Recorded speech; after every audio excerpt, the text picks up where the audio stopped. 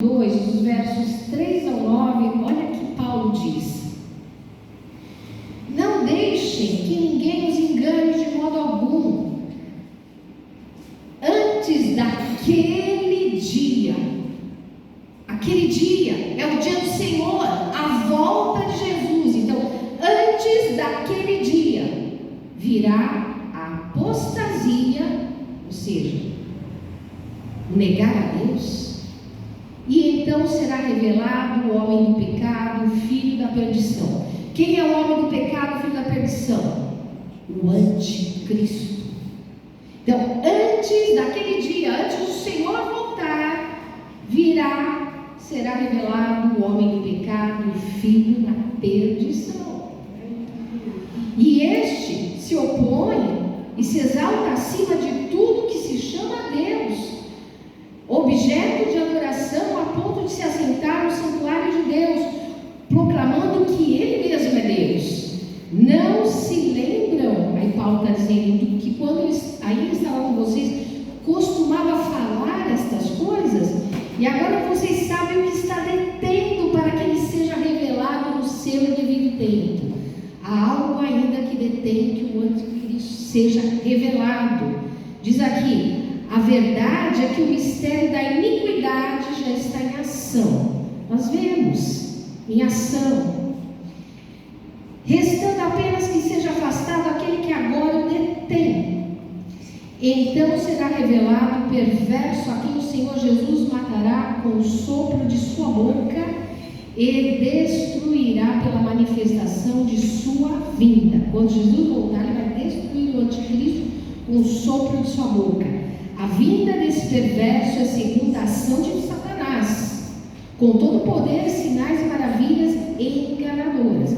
Ele vem com todo o poder do inimigo, possuído por ele. Algo ainda está detendo, mas é por pouco tempo. Nós estamos tendo inversão dos valores, das leis.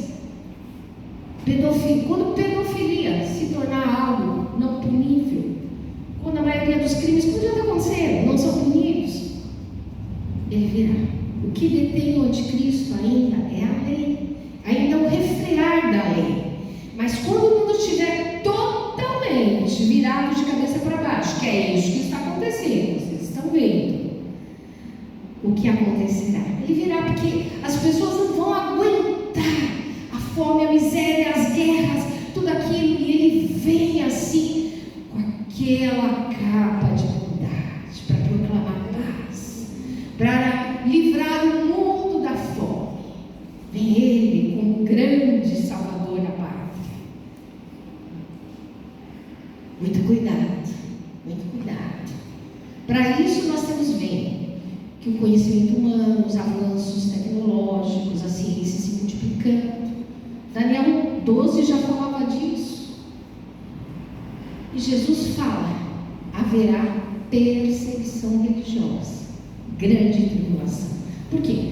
O anticristo se manifestando, no começo a capa de bonzinho, mas depois ele vai perseguir a igreja. Muitos acham que a igreja vai ser arrebatada antes. A palavra diz isso. A palavra diz: antes daquele dia, o filho da perdição se manifestará e haverá perseguição religiosa. A igreja do Senhor Jesus sempre foi perseguida em todos os tempos, e nos últimos tempos será perseguida notoriamente. Mas tem uma notícia boa em tudo isso: o Senhor Jesus protegerá a sua igreja. Nós nos esconderemos, seremos protegidos. Todos aqueles que têm o seu nome escrito no livro da vida não vão renunciar a Cristo, não vão ser enganados, não vão ser. O Senhor tem um número de mártires em toda a história. Tivemos os mártires na antiguidade, tem pessoas que morrem por Cristo hoje, sim, nesses países onde a perseguição é acirrada, e haverá mártires, sim, que morrerão por Cristo, porque Deus tem um número de mártires para cumprir a sua história. Mas Ele está dizendo, se você ler em Apocalipse, ele vai dizer, a igreja será protegida. Então, a maioria será protegida, mas haverão os mártires. Podemos ser nós? Pode ser eu, pode ser você. Mas tenha certeza que aquele que for chamado para ser mártir, mas terá uma força.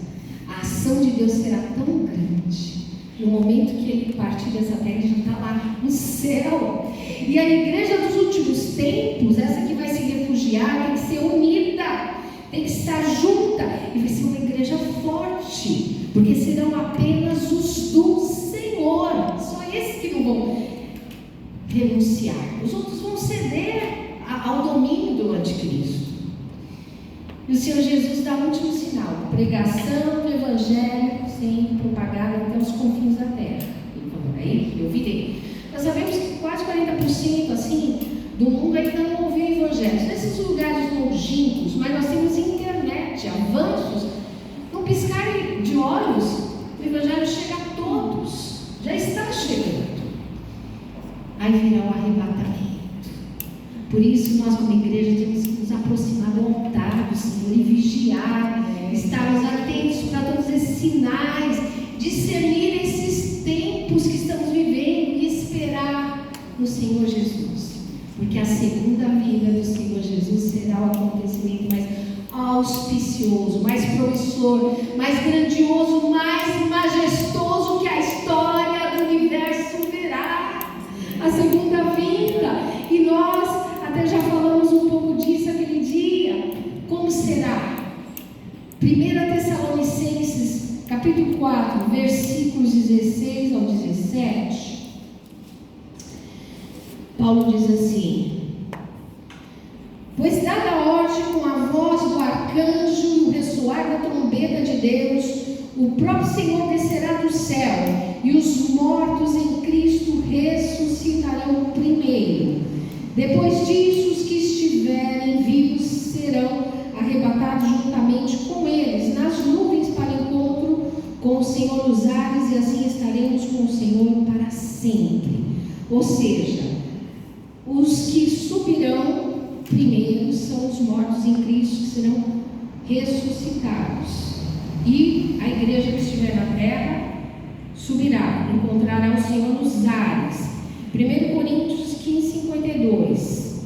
É no momento, no abrir e fechar de olhos, ao som da última trombeta, pois a trombeta soará, e os mortos ressuscitarão incorruptíveis, e nós seremos transformados. O que Paulo está dizendo? Receberemos, ao encontrar Cristo, um corpo glorificado, sem dor, sem pecado, sem mazelas, um corpo glorificado.